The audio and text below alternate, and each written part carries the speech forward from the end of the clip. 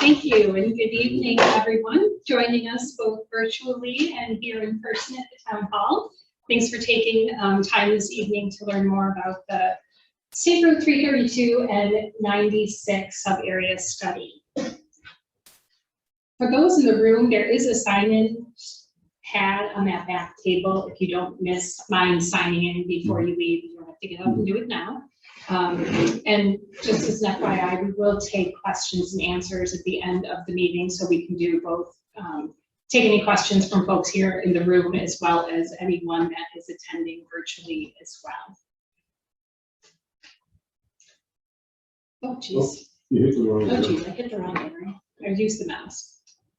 Okay, and maybe before we get started, just want to do a quick round of introduction. You'll be hearing from a few members of our project team. So I'm Kimberly Baptiste with Bergman, joined here also tonight, who you'll be hearing from Ted Liddell from Bergman, Mark McAvaney from Bergman. We also have our sub-consultant, Molly, here from Barton and LaJudas, who you will also be hearing from. And online in the virtual room is Christina McInerney, also with Bergman. So for tonight, we did want to cover just some highlights of the plan. We are at the stage where we have a final draft plan. So this meeting is really about presenting the recommendations. So we'll focus a little bit on how did we get to this point, just for a little background context for those of you that maybe haven't attended previous meetings, and then really spend most of our time talking about some of the recommendations that have come out of the study. So for the project overview, so you can see our project study area here on the screen, which covers both the town, portions of the town of Farmington, as well as the town of Canandaigua, extending from the thruway to the north to Thomas and Emerson Road in the south in the town of Canandaigua. And you can see here, for those in the room can see me pointing, the 332 running through the center of the study area. And then the brown line that you see on the screen is the Auburn Trail. So just showing some of the existing off-road infrastructure that exists within our study area. The study area is slightly larger than the corridors, 332 and 96 themselves, recognizing that the transportation routes have impacts on surrounding development and vice versa. So wanted to take into account that larger context. And you can also see on the screen some of the key project goals, which really focus around access management and really creating safe corridors for all modes of travel within both of the towns. Our process started with an in-depth analysis of existing conditions. So we looked at some of the socioeconomic conditions in both Farmington and Canandaigua to understand how trends and forecasts might influence and impact future transportation needs. We also spent a lot of time looking at the roadway infrastructure itself, not only 332 and 96, but also some of the other crossroads that exist within that study area. And then looked at parks and trails as key destinations, as well as other potential and existing traffic generators that are within the sub area. Of course, land use ownership, and then also land use regulations, which Molly will talk a little bit more about later this evening. This slide is just showing really the kind of 5 main pieces associated with our planning process. So I just talked about existing conditions, which are complete. We did have a steering committee, which helped to guide the process, as well as conducted stakeholder meetings and had a public workshop back in the fall, which I'll talk more about in just a minute. But the existing conditions and our field assessments and site visits really laid the foundation for understanding what are some of the gaps in the existing system, what are some of the improvements needed, what are some of the existing assets that we could leverage as we started to think about a really robust multimodal transportation network, as well as safety improvements and enhancements. That led us to our recommendations, and then we are at the phase where we do have a draft final document in place, which does include an implementation strategy for moving forward. I mentioned we did have a public workshop back in the fall because COVID was around back then, as we're still going through today. It was held in an outdoor venue in order to create a safe environment for people to participate, which worked out very well because we were actually able to immerse ourselves in the study area, position ourselves along some of the existing pedestrian and bicycle networks along the trail, and then also conduct a walking tour that extended on 332 and 96. So folks that are maybe used to only driving on the corridors had the chance to experience the corridors as a pedestrian. These are just showing some of the outcomes of those station exercises. So where we were located on the trails, we had more formal engagement where we asked very targeted questions about transportation, about development patterns, about preferences. And then with the post-it images that you see on the right, we asked people just to provide any general feedback or improvements that they'd like to see within the study area. And some of the key themes that we heard were, definitely a preference for off-road multi-use paths when thinking about pedestrian and bicycle mobility due to their safety and thinking about easier to utilize with children and families. Intersection improvements were certainly identified as a priority, both from a vehicular safety perspective as well as a pedestrian and bicycle perspective. We did hear a lot about traffic congestion on 332, wanting to slow traffic speeds, and also the general desire to really expand that pedestrian and bicycle network. The interactions on the walking tour were a little more informal. So we just kind of chatted as we walked through the corridors, but a lot of those same themes came up as they did in the stations, and certainly being out on the corridor and experiencing it as a pedestrian firsthand helped to facilitate some of those ideas, but just generally was an uncomfortable environment for most walkers, again, recognizing the need for some basic improvements at intersections and better connectivity to those larger bike pedestrian networks. So with that, we are going to transition to opportunities, and Ted Liddell from Bergman is going to take over. Thanks, Kimberly. So as you know, through the existing conditions process, and also, as Kimberly mentioned, the public engagement that was conducted for the project, a number of key opportunities arose to the surface. And these key opportunities are really important for the recommendations that we're proposing for the study area, and that we'll be sharing with you today. So it's still a little hard to see on the screen here in the room, but for those of you online, they can see it's a little bit better. But we did break the study area into 3 segments. Segment 1 is the northern segment. On this map here, the throughway is at the northern part of the image, and Route 96 is at the bottom part of the map. One of the key opportunities that this is showing is completion of the sidewalk network. It was noted that there are a number of gaps throughout the study area. So providing that continuous pedestrian infrastructure was important, as well as the potential opportunity for on-road and off-road bike facilities to really create a multimodal environment in the study area.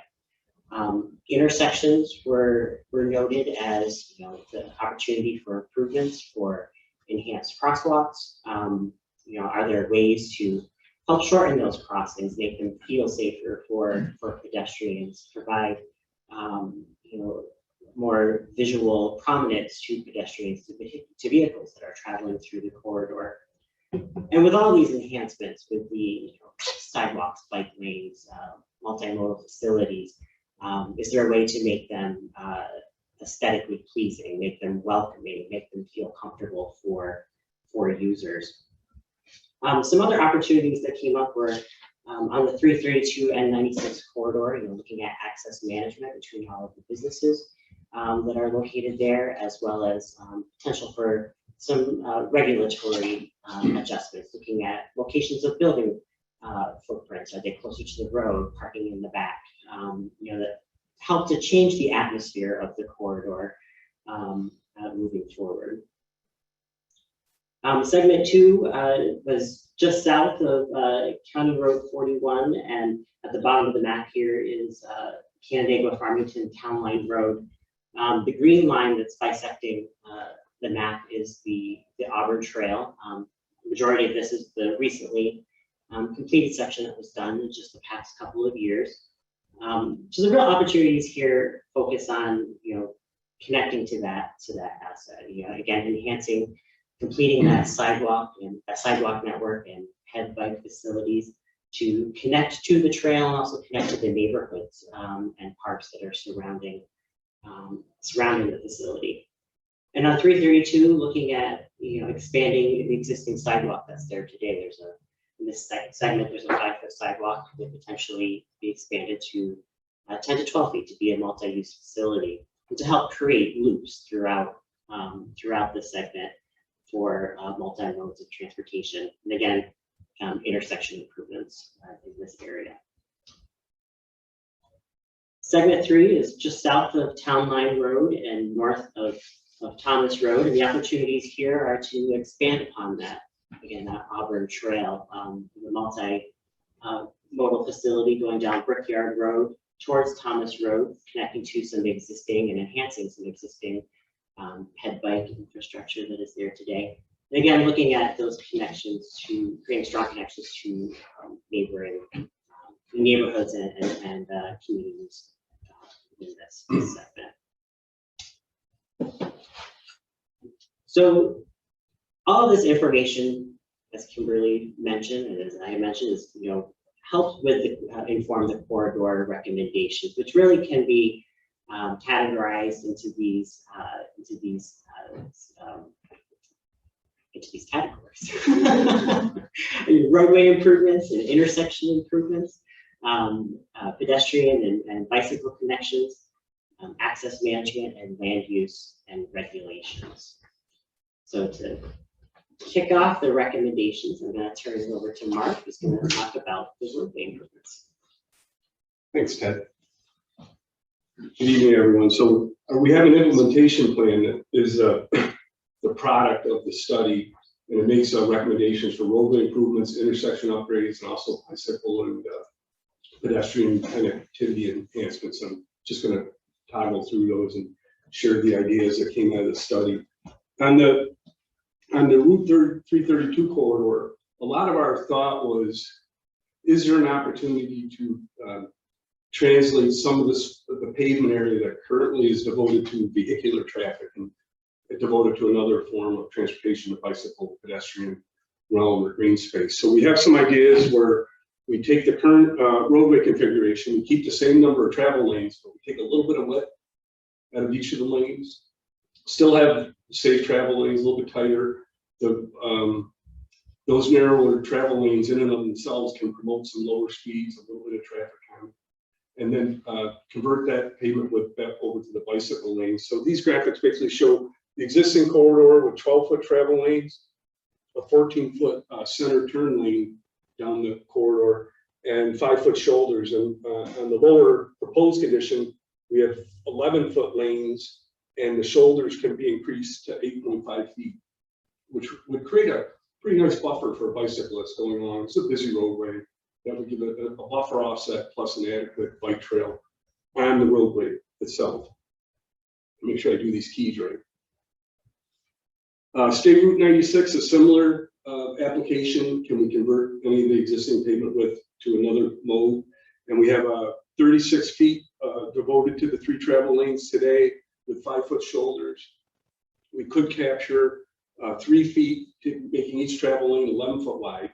That gives us 3 additional foot of width that we can allocate to the shoulders. So on Route 96 for the bicyclist activity, they would get an additional 1.5 foot of buffer in addition to their 5-foot shoulder area from the traffic. And we haven't really widened or split. It's really just a restriping exercise. Looking at Route 96 west of the 332 corridor, we actually looked at some other reconfigurations where we actually reduce the lane width and widen the bike lane accommodations in a different manner. We take out, right now there's currently some pretty wide shoulders out there that are undefined, but we could, with a formally establish a stripe buffer area and formalize bike lanes down the corridor and still maintain the 2-way traffic. And once again, this isn't a highway widening, it's just a repurposing of the roadway pavements with the restriping. Route 96 near the 332 intersection. This one, we actually started looking at reduced lane lists and with bicycle lanes. We have 5-foot shoulders there. Similar application, if we take some width out of each of those 5 lanes that are right there at the intersection, we can create 8.5-foot wide shoulders on each side of the Route 96 corridor that gives that offset, busy traffic location for bicyclists. Option 2 is actually looking at what if we did a more significant reconfiguration of Route 96 approaching the 332 intersection, and we actually reconfigured the travel lanes themselves. And we go from a 5-lane roadway approach to a 4-lane roadway approach. And that allows us to create a bike lane situation and reclaim space to create some green space to offset the sidewalk from the busy roadway. Right now, the sidewalk exists and there's pedestrian mobility, but it's right up against the curb. It's a busy road. Under this reconfiguration, we could create a reclaimed space and create a green space of significance for the sidewalk experience. We did test this in the traffic modeling, and the intersection still operated. There's more delay, you have less lanes, so there is some additional delay, but it didn't cause the intersection to degrade to any significant problem. So it is a possibility. Moving forward, we want to look at that again, make sure volumes aren't increasing dramatically for some unknown reason, but this is a feasible opportunity here at this location. Intersection improvements. So when beginning towards the north end, up at, well, I guess we're not the full north end, but at Route 96, we were looking at maintaining the travel lanes, but reduce the travel lane list. So this is just really an image depicting what was shown in cross section before. So there's no reconfiguration of the roadway, widening of the pavement. We are restriping it and maintaining all the lanes as they exist, but providing some more shoulder space for bicyclists. Option 2 is reduce travel lanes and incorporate bike lanes. So this is a little bit more significant of a change, but once again, no pavement reconstruction in this plan. Now, along Route 96, we looked at some of the intersections that were west and east of the 332 corridor. It is the Route 96 roadway section in this area is a gateway into the town. There might be a potential to change some of the intersections so that they operate more calmly, maybe become a gateway element. So we did look at and test roundabouts at Route 96 and Reconfiguration Road and Route 96 at Beaver Creek and Hook Road. And the roundabouts are feasible. They will operate properly, but they do take up some land, some right-of-way impacts and some costs to build those. They would provide kind of a bookending gateway element on the 96 corridor for the town. And you'd still have full mobility, but there is some right-of-way impacts with that and some costs. At these same locations, we did look at just what if we kept the traditional intersections, but we enhanced them. We enhanced the crossings with high visibility crosswalks, bike lanes, looking at can we tighten up any of the turning movements, still get the trucks onto and off of these streets, but maybe we could narrow the intersection a little bit to enhance the pedestrian crossing experience. Obviously, the less distance a pedestrian needs to cross a busy road is a benefit. But we do have a lot of truck activity out here that they do use these roads to access the land usage, so we have to accommodate that as well. But we did look at that.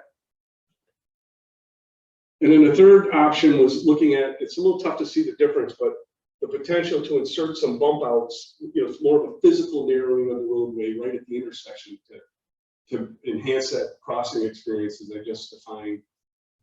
It's not just paint. There's actually, you move the curb lines in and create a more constrained intersection. And that's feasible here too. We did lay this out for truck movements and it would work, but that's added cost to do it this way versus with striping. And that's for Reconfiguration Road and Beaver Creek Hook Road, Route 96. So 3 different levels of treatments at those 2 intersections on 96. Some of the other things up at Collette Road, there are some easier things to implement that are less costly, but they still are effective from a safety standpoint, and operations standpoint. So when we look at the 332 Collette Road intersection, we see the opportunity to implement some simpler items. One is to install these 3-inch retro-reflective signal back plates behind the traffic signals. They're a fairly recent safety enhancement that's come out at the federal level that you'll start seeing more and more of the traffic signals. It makes them more visible to the motorists as they approach an intersection, especially bright sunny day or what have you. There's more of a background to context the signals against. Another thing, there's an opportunity at this particular location to install ADA accessible features and ramps and delineation at the corners of the intersection. Complement that with the installation of high visibility, we call them ladder style crosswalks at all the crossings at the intersection. And then to help the pedestrians understand their crossing opportunities, install countdown pedestrian signal heads for all the crossings. Those are the ones that the timer lets you know how much time you have to get across the street. It's an added operational safety feature. So those 4 things combined, if you implemented all those, are fairly easy to do, some level of investment, but not millions.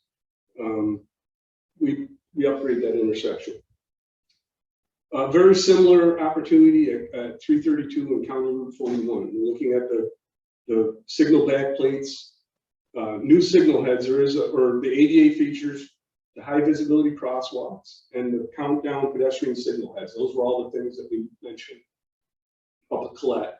There's an opportunity to implement all those features at the County Road 41 intersection. We also saw an opportunity to install some additional signal heads on the signal and to change some of the phasing of the signal to provide a more protected left turn movement that would ease accessibility for traffic wanting to enter the 332 corridor off of County Route 41. So that's a little bit more reworking of the signal. We'd have to change it, retime it, add some signal heads, but we saw an operational enhancement with that at this location.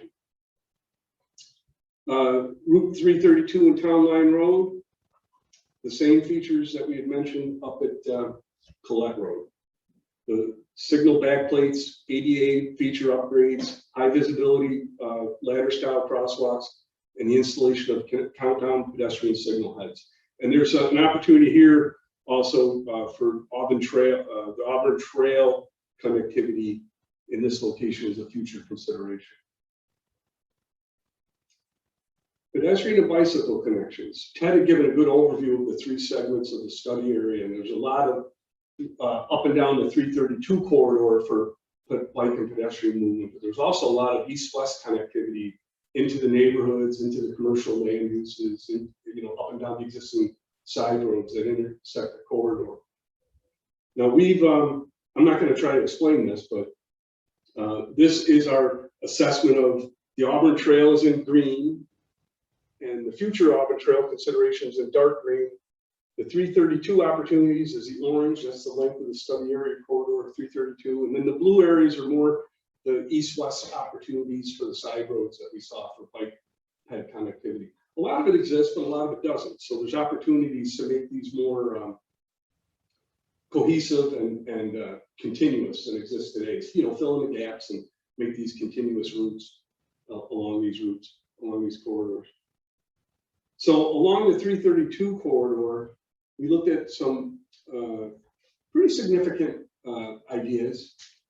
There's a lot of right-of-way width out there. So 332 is blessed with a lot of available space to perhaps do something with it if there was a true benefit. And we did get through our outreach and from studying the uses on the corridor that a continuous multi-purpose trail along the 332 corridor, primarily on the west side, is feasible and is something that's desired.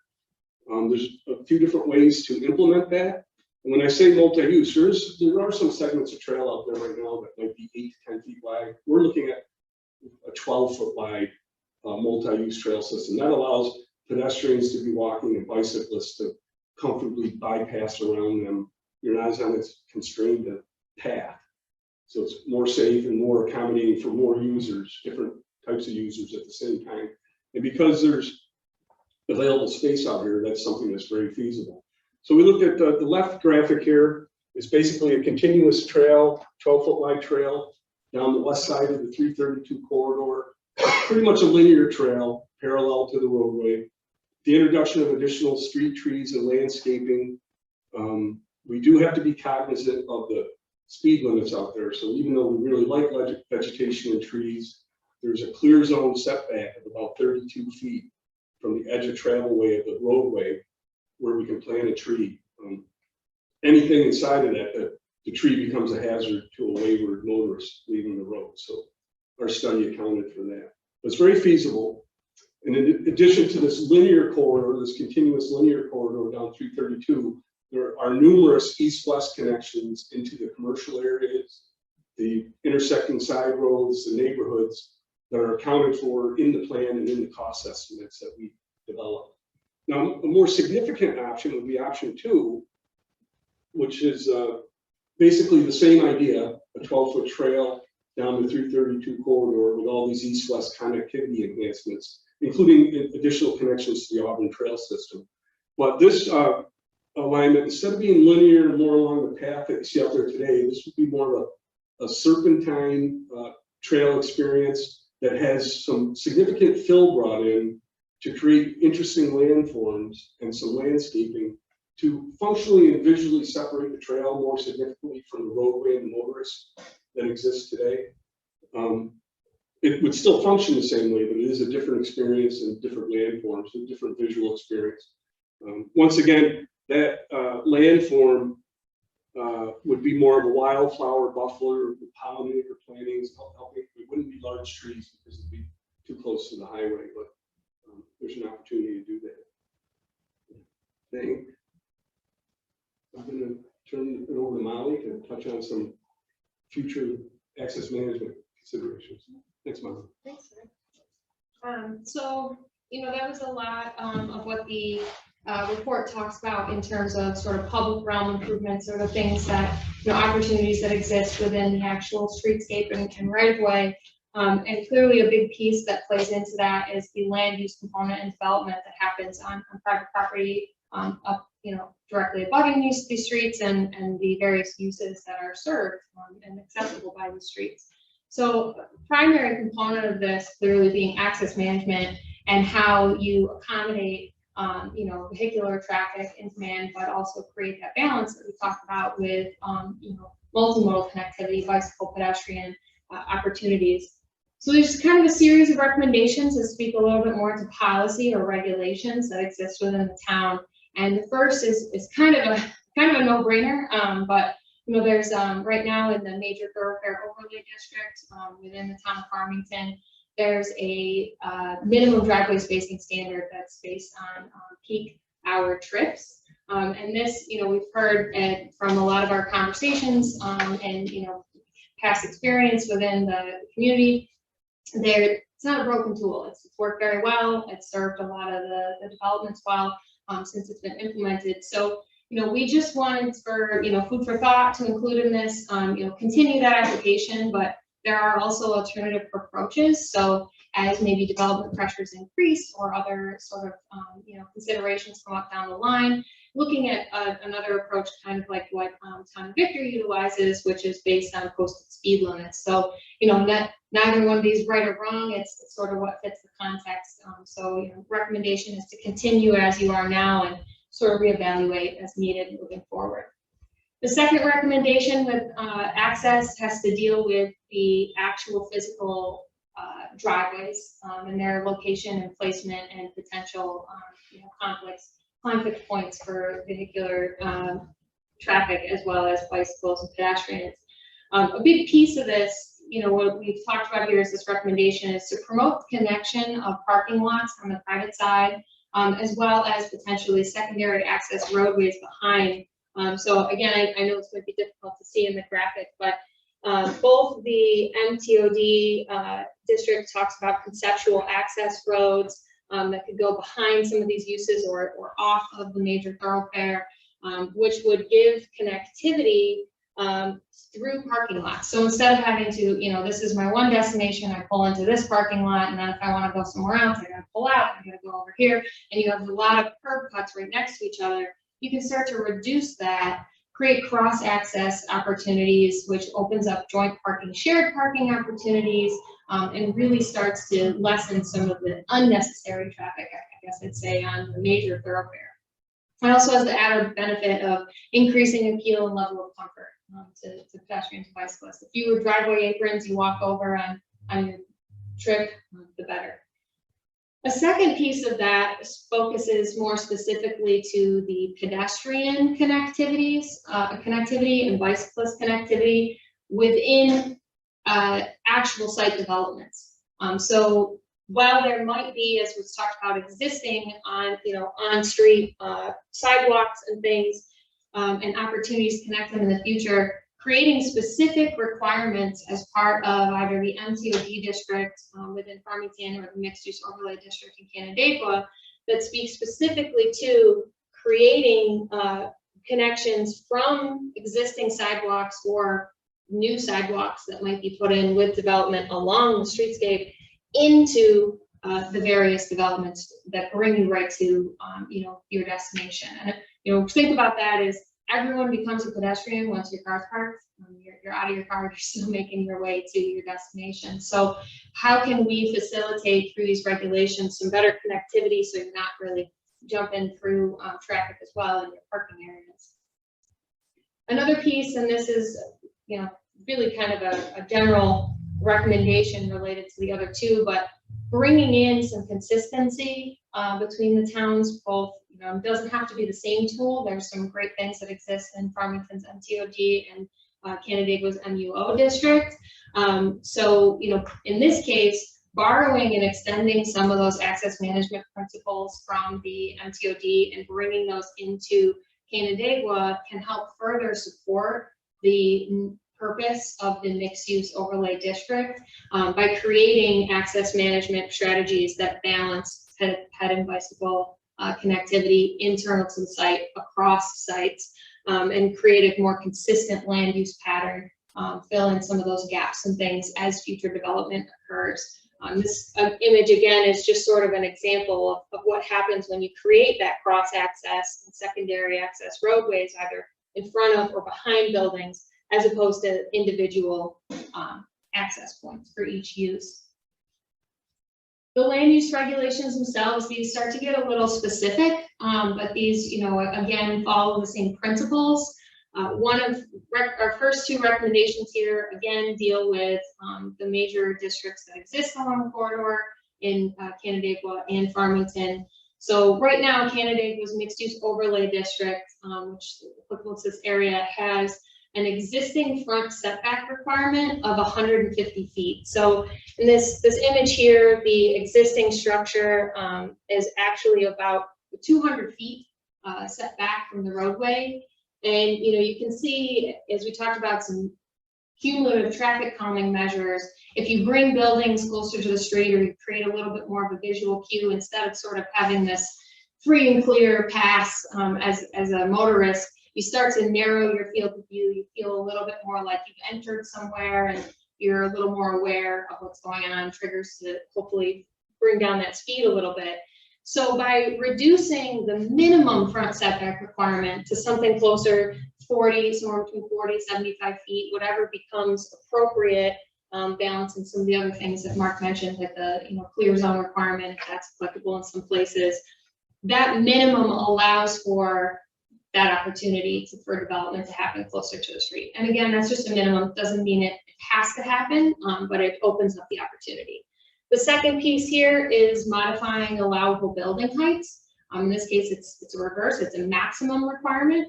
In Farmington, the district that is most applicable here is the general business district, or GB district, which ultimately actually does have right now an 80-foot maximum building height, which is about 7 stories. Whereas in Canandaigua and in these areas at the CC district, one of their commercial districts, and MUO is closer to 2.5 stories. So to create consistency, we felt, maybe the 7 stories that might really change the character of the corridor, but still wanting to allow for, mixed use or multi-story development, creating a consistent character along the corridor would mean bringing these maximum building height requirements a little bit more in alignment, same with that front setback. So that would really allow future development to complement each other, particularly as you literally pass Townline Road.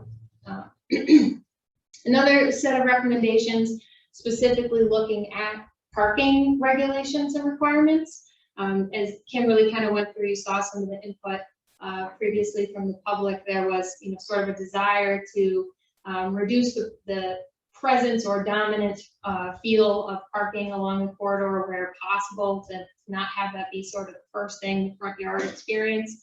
And the same thing, again, creating closer, multi-story buildings closer to the street. So a way to achieve this is within both towns' existing parking regulations, we can adjust those to either prohibit or at least, start to discourage the location of parking lots in the front yard. That can be paired, we see successfully a lot in allowing for convenience parking. So, maybe that's a bay, a row of some parking spaces nearer to the building entrances at the side of the property or in the front if that's necessary. And then adding some landscaping and screening requirements. And that obviously has a lot of visual impacts and effects, but it also helps from stormwater management standpoints that breaks up, the heat island effect when you've got those large massive parking lots. Creates them a lot more manageable, prevents people from kind of careening through wherever they want to. So creating some standards or some structure for that. And the final piece of that as well, again, looking at minimum parking space requirements. Right now, within Farmington, the minimum parking space requirement for restaurants is 1 per 40 or 50 square feet, depending on the context. And in Canandaigua, it's 1 per 100 square feet. That's a pretty high standard. And what that is saying is, if I'm coming in and I want to develop a restaurant, that's the minimum amount of parking that I need to provide. As applicants, typically businesses and things know what their parking demand might be. So we recommend moving closer to something like the industry standard of 1 per 300 or 1 per 500 square feet, and then let that be a contextual conversation. Doesn't mean they couldn't provide more if that's necessary, but you're at least putting yourself in a position to make sure that's the conversation and you're not over providing parking just for the sake of the fact that it's stated in the code that way. The other recommendation here is improving consistency, as I said, between the zoning regulations, and this also has to do not just the specific requirements, land use requirements themselves, but also the opportunity for the types of uses that are located there. There's a lot of opportunity. We've seen retail environment is changing, and what kinds of destinations and things exist along commercial corridors, supportive residential development that's happened around and adjacent to the corridor and within the study area itself. So looking for opportunities in Farmington where we might be able to borrow from Canandaigua's mixed use principles and permitted uses, which brings a lot of benefits. You can maximize the use of the property from this standpoint, get a little bit more investment, more flexibility, and potentially what comes down the line. A lot of buildings see multiple uses over the years. So sometimes a building that's built for multi-purpose, multi-story mixed use has a little bit of better chance of reuse than sometimes the single-story, single-use structures that we see where it's very tailored to one specific kind of use. So allowing for that can be very beneficial, and looking at permitted uses within the districts, looking at areas where it might be appropriate to rezone. Canandaigua, the Paddlebrook Brook Greenway area, what does that ultimately need? Should that look like? Is it continuation of commercial, or is it more of a preservation component? And again, there's a secondary benefit here as well, is the opportunity to increase the tax revenue.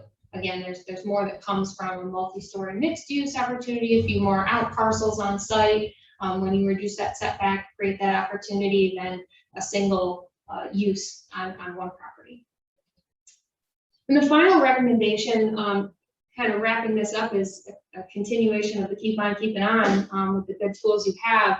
Both towns have an incentive zoning tool built within the zoning code itself, and which has been utilized and very successfully to date. So essentially, if you aren't familiar, what incentive zoning does is it allows the town the opportunity to engage with a potential developer to provide some kind of sort of incentive in exchange for a specific community benefit.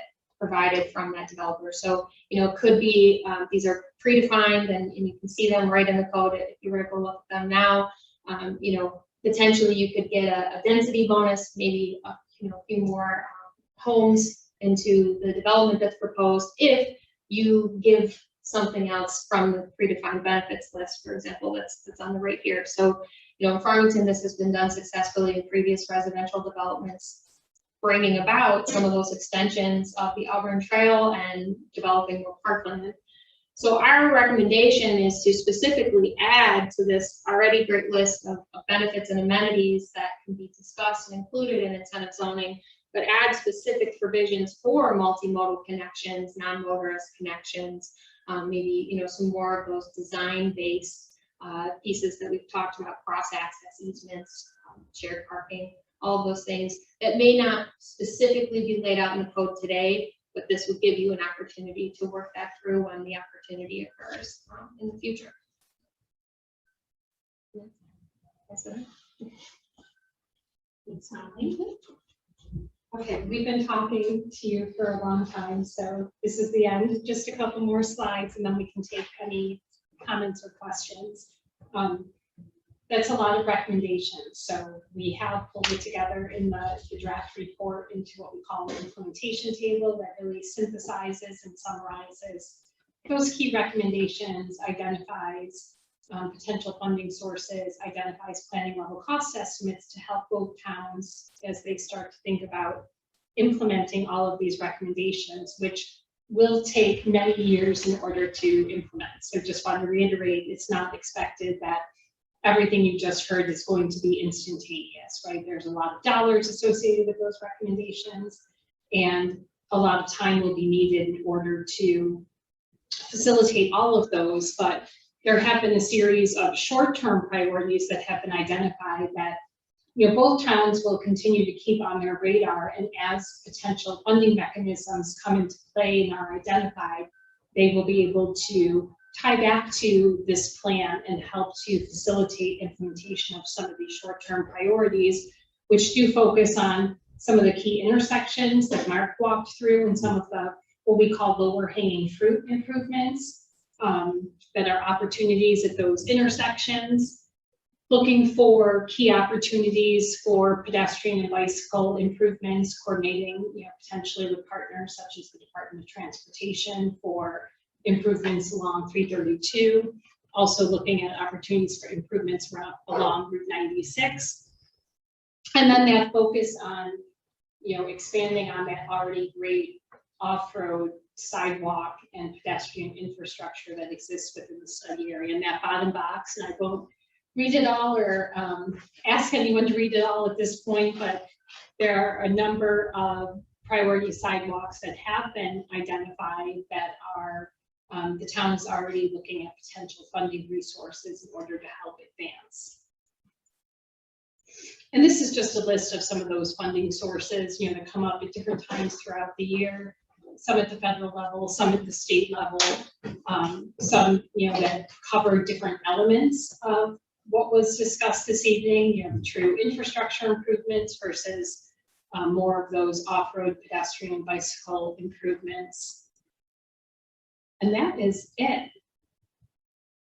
With regard, well, I guess it's not it. One more slide. Next step. So this is our final public meeting presenting the draft recommendations, final draft recommendations. So looking for any public comment, and we will leave public comment period open for a couple of weeks in case anyone wants to provide any written comments or feedback. Ultimately, we'll take all of those public comments, share them with our advisory committee, determine how to integrate into the final document, and then we will be wrapping things up in September. So with that, we can take questions or comments, and maybe I'll start with folks in the room and seeing if there's any questions from any of our in-person attendees that we can answer. Yes. Questions and comments. Yes. Throughout tonight's presentation, I have not heard anything mentioned on maintenance in these areas. If I might touch base on a couple of areas. this recommendation of roundabouts on 96 would become a maintenance nightmare in the winter months. And we all know we have about 6 months of winter. With the volumes of traffic that run both of these corridors and trying to clear them of snow.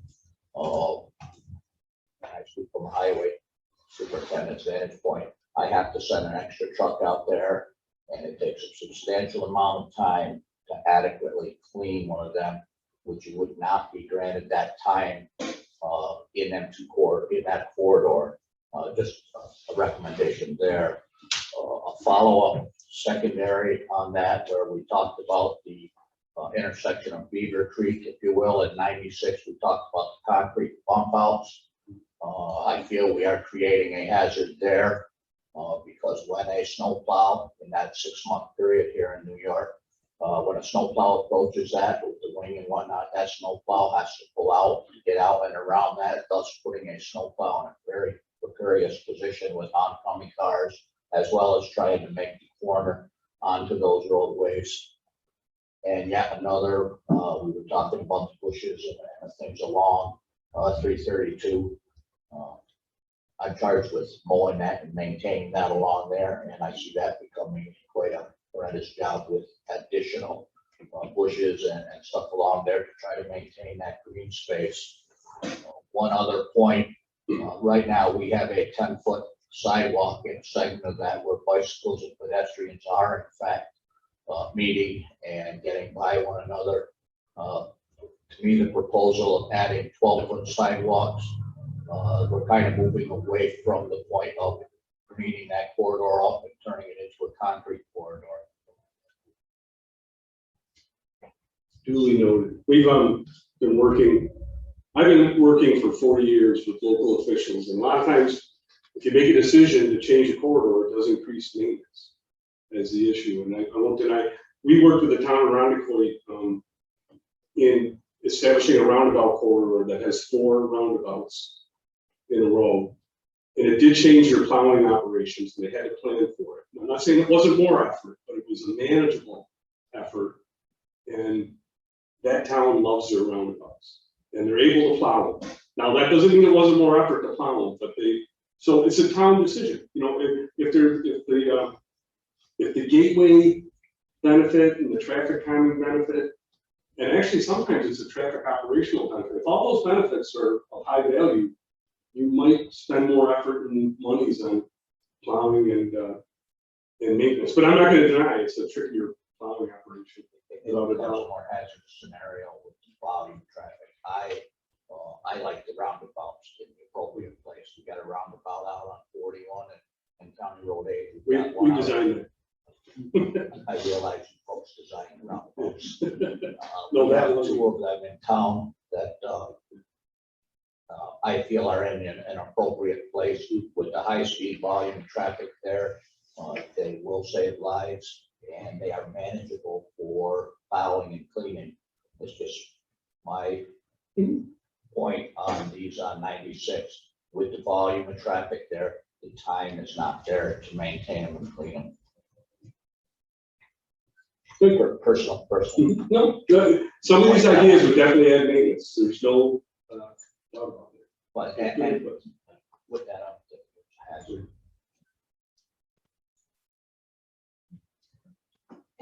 Ron? Hey, Kimberly, can you just talk a little bit about what the next steps are with GTC? In other words, the committee, steering committee wraps up their comments to you, and then you present this to GTC, and it's ultimately accepted by them? Yeah, I can speak to that. This is Julie from GTC. Yeah, so what would happen would be we'd finish up the project, we'd get steering committee buy-in, and then what could happen, the town board, if you want the town board to approve it, the town board could approve it, and then GTC, Genesee Transportation Council, could accept the project as being done, or we could accept the project without the town board's approval, which that's really up to the town. But yeah, once it's accepted, we'll go through our committee processes and then it'll be considered done. And that does include a brief kind of closing presentation to GTC. Yeah, it's about a 5 to 10 minute. You could, Yeah, I facilitate Kim, Ron, or myself or we do could it. help. Yeah, we can take care of that. That's fine. Okay, so once the GTC board acts to accept the document, does any of the recommendations that's in this study become part of the long-range planning program for GTC? I mean, I think it's incorporated by reference into the long-range plan. Our long-range transportation plan is primarily a policy document, so we don't take a lot of time in our plan to pull out these individual projects. Just because planning out 25 years, we don't want it to become a version of the TIP where we're just doing capital planning. Yeah. So we kind of steer away from that with our long-range plan. Well, there's a lot of very valuable information that's come out of this study that will help planning in both Canandaigua, Farmington, and the county as well. The concepts on parking has always been a challenge. Okay, how much do you require? You know, you want to see of asphalt, or do you want some green environment out there? Very, very valuable. The ideas for connectivity of sidewalks and bike trails between the two municipalities. Hopefully, Canandaigua will complete that link and we'll get that trail connection corridor in place. We'll see where that goes. I guess they're putting a TAP grant together for that trail project as well. We continue to see development, and we just got the results of the census last week, and we've increased 16.5% over 10 years. A lot of the stuff that's in this study has to be carried on and implemented, and I appreciate all your efforts of putting this together in quite unusual circumstances where you don't have the luxury of in-person dialogue. Trying to communicate back and forth virtually is a real challenge. So I compliment Bergman and Barton, the Judas, and even John Steinmetz, who isn't here tonight. Unfortunately, so I have to make a comment. So I think we're really concerned with implementation.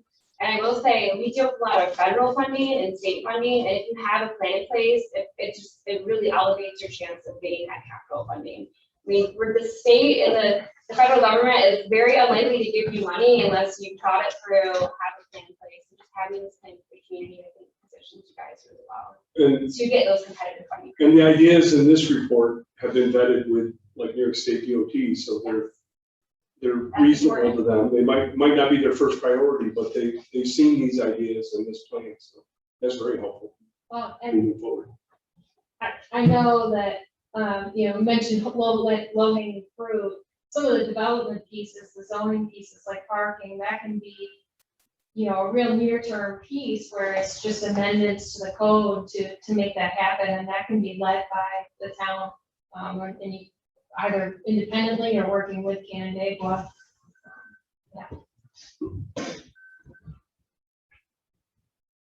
Anything else? I don't know how you check online. We do have an online comment from the There's two enforcement tabs. officer who does agree that 10-foot sidewalks are a little too wide. Anything more than 10 feet is a little too wide. So just repeat that again, John. We have a comment from the town code enforcement officer, Mr. Belprairie, who does agree that anything more than a 10-foot sidewalk is a little too wide. That's the only comment that came in through online. Does anyone else attending virtually have any other questions that they want to share or ask? It's coming through. Not too chatty. I don't know if we have a citizenship in the community merit badge person or young gentleman in the blue shirt, Boy Scout perhaps. So this is great. This is your community in action, trying to plan the future. It's nice to see a bright young man witnessing the process. All right, well, if no further questions, thank you, everyone. Thanks for coming and participating. And again, we will leave, comment period open for a couple weeks for any public comment that can get filtered through. to Ron, and he will make sure that we get them. Yes, I will. Thank you. Thank you very much, appreciate it. Thank you. Thanks for the opportunity.